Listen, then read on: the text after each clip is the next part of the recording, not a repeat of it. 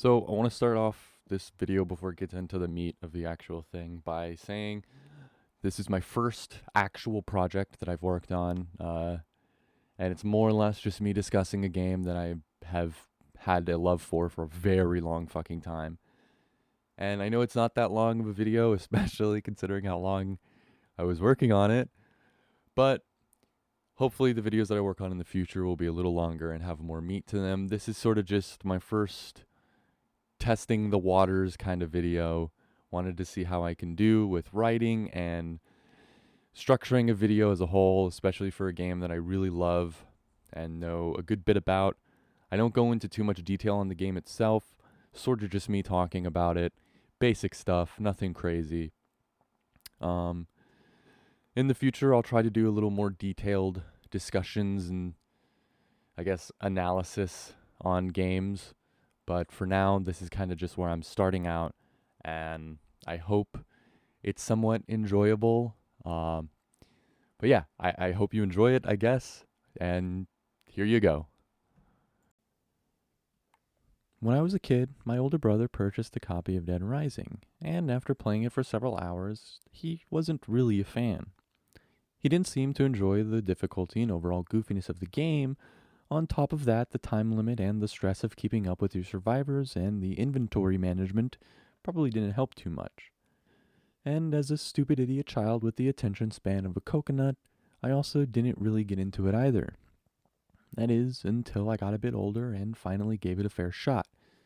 I found that I fucking love it. I played it constantly and beat it many times over, and to this day, I still play it at least once or twice a year just to see if it holds up. Which, in my eyes, it does.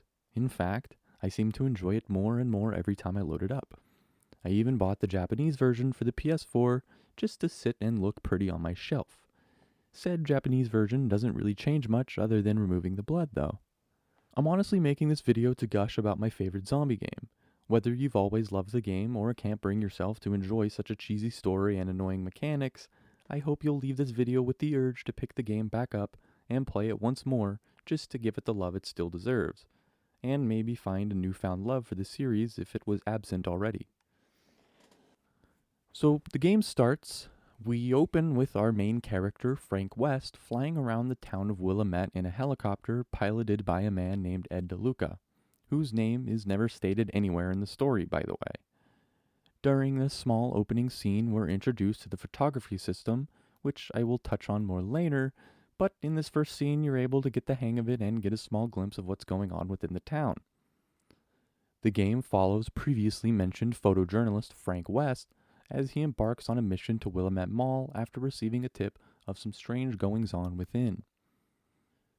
Upon shattering his fucking ankles on the roof of the mall, we as the player get to take control of Frank and begin our investigation to uncover what's really going on. Once you're in the mall is when things get a little crazy. A batshit insane lady forces her way through the front barricades of the mall, and, unsurprisingly, hundreds of zombies bust in and start munching on everyone in sight. She does this to save her dog, by the way. Once you maneuver through the zombies and make your way to the center, you can run up the stairs and get your picture taken as to safety. Not without taking a few pictures of the death and destruction below, of course, leaving everyone else to be turned into zombie chow. Once everyone, and by everyone I mean you, are safe, this is when you're introduced to several key characters in the story. Brad, the by-the-books hard-hitting Homeland Security agent who assumes position of leader and does his best to get everyone out safely, but sadly falls victim to zombification later in the story. Jessie is Brad's rookie partner who injures her ankle early on and is confined to the security room, and does her best to provide information and help from there. There's also Otis. Otis. Otis is an old security guard who, for some fucking reason, can't seem to stop fucking calling me about every single incompetent survivor when all I'm trying to do is beat on every zombie I see and drink my damn OJ. Otis, please stop. And no, you can't just hang up on him once he calls, because he will keep calling back until you sit through the whole goddamn conversation, even insulting you for doing so. That also includes having to drop the walkie-talkie due to a zombie biting on your fucking neck. You'll also meet Carlito and Isabella Keyes, the siblings responsible for the Willamette disaster. Carlito being the mastermind behind the whole ordeal, and Isabella being the villain turned savior, as her and Frank work together in the later half of the story to put a stop to Carlito and later Brock Mason, the final boss of the game. After escaping the zombie onslaught down below and returning to the safe room, you move your way through the air vents and begin working with Brad and Jesse to save survivors and put a stop to the criminals behind the disaster. So it's time to get into the mall and start beating the living shit out of any zombie and psychopath that shambles into your line of sight, using a wide range of weapons from baseball bats to stacks of CDs or plates, and even the occasional condiment bottle, some less effective than others to say the least. Though the story starts out relatively tame and focused solely on the zombie crisis at hand, we'll soon find out that isn't the case. After discovering the true intentions of Carlito and Isabella, the story takes quite the turn. I know this story does touch on some real-world topics, but I won't be going into that in this video because frankly, I just came here to whack some zombies with a few golf balls and find the dumbest costumes I can get my blood-ridden hands on.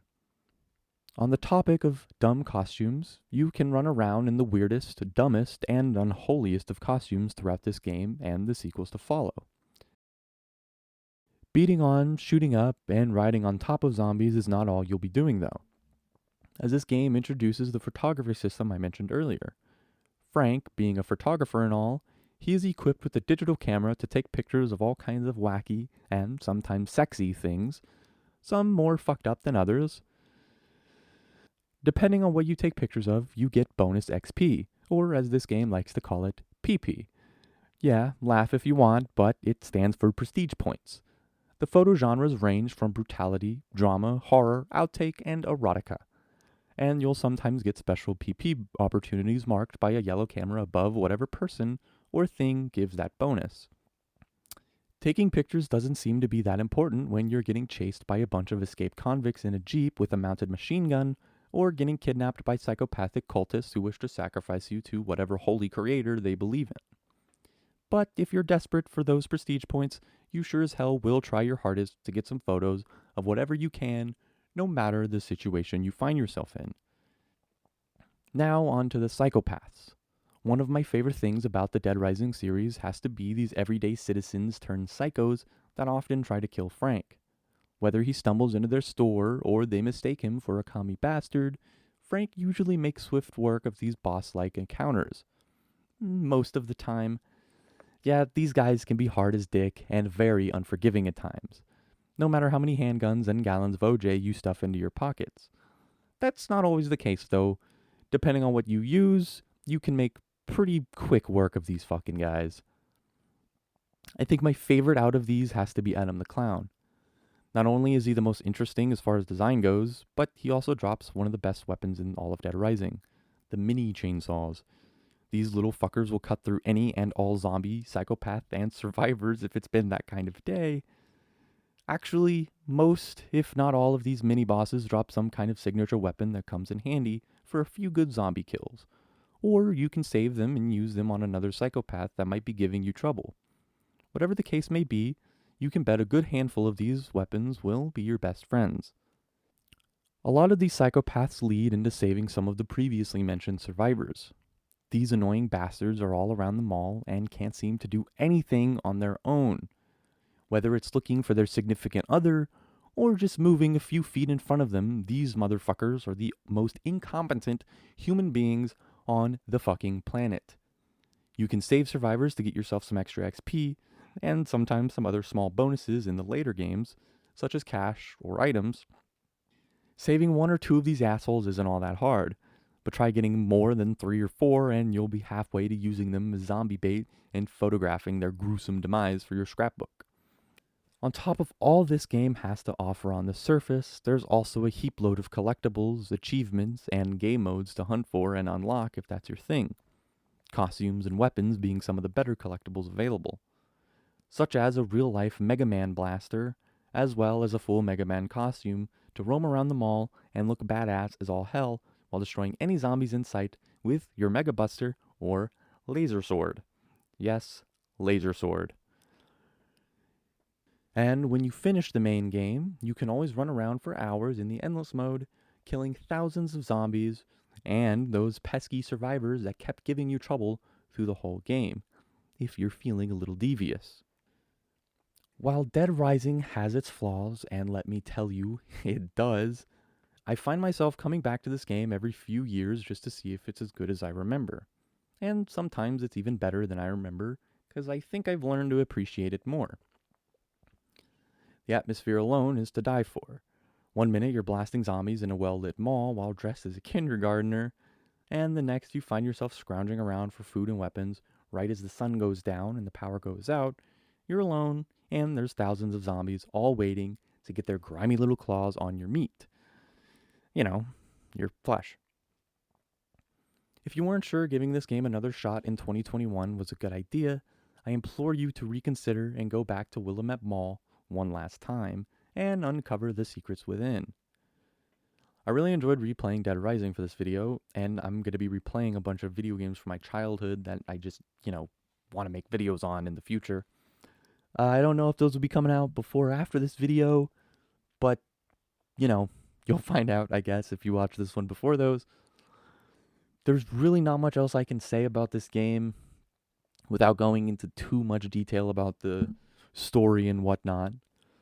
But yeah, I mean, honestly, I just wanted to gush about this game, talk about how much I love it, which is a lot. I'm kind of new to this whole YouTube thing, and I figured a game that I grew up with would be the best place to start. So if you enjoyed, which I hope you did, please consider giving this video a like, subscribe, whatever the fuck people do. Leave a comment maybe, I don't know. Tell me what you think of the game. Maybe? Give me your opinions on Dead Rising. Maybe the series as a whole even. But I'm going to leave this here. I still don't know how to do outros to videos yet. I will figure that out in the future. But thank you so much for watching, listening, whatever the fuck. I hope you enjoyed. So, if you've made it this far into the video, thank you for finishing it and getting this far. I kind of want to take this outro bit to explain why the video seems sort of unfinished. I started working on this video a little while back, a couple months ago, and I procrastinated a lot. I didn't really put in the effort I feel like I should have. When it came time to really put the work into it, it was too late. It was the holidays. I got super busy. I didn't really have time to play all the way through Dead Rising again and get the footage that I needed. That's why you're going to see some footage from some other people playing the game. And, I'll link their channels in the description or whatnot. But that's sort of why it sort of seems unfinished. I didn't go through the effort to get the clips and stuff like that. It's not necessarily that I didn't. It's that I didn't have the time. I wanted to get this video out on the 1st of January, which hopefully that's going to happen. I'm finishing this a little bit now on the 1st of January. So yeah, I mean, that's really it. There's not much else to it. I'm hoping in the future I'll come back to this game and really give it an in-depth look and kind of give it the effort it deserves. But until that day comes, I'm going to stick with this video since it's been a lot of work put into it. And I have some other stuff I really want to work on. I can't be working on just a Dead Rising video for months at a time. But the other projects I'm going to be working on, I will try to put a lot more effort into now that I'm not really on my own deadline, I guess. So, yeah, I mean, that's really it. I did work on the video. I did put in the effort. It's just I didn't have the time that I wish I had, or that I gave myself. I didn't give myself enough time, with the holidays coming around and procrastinating and all that.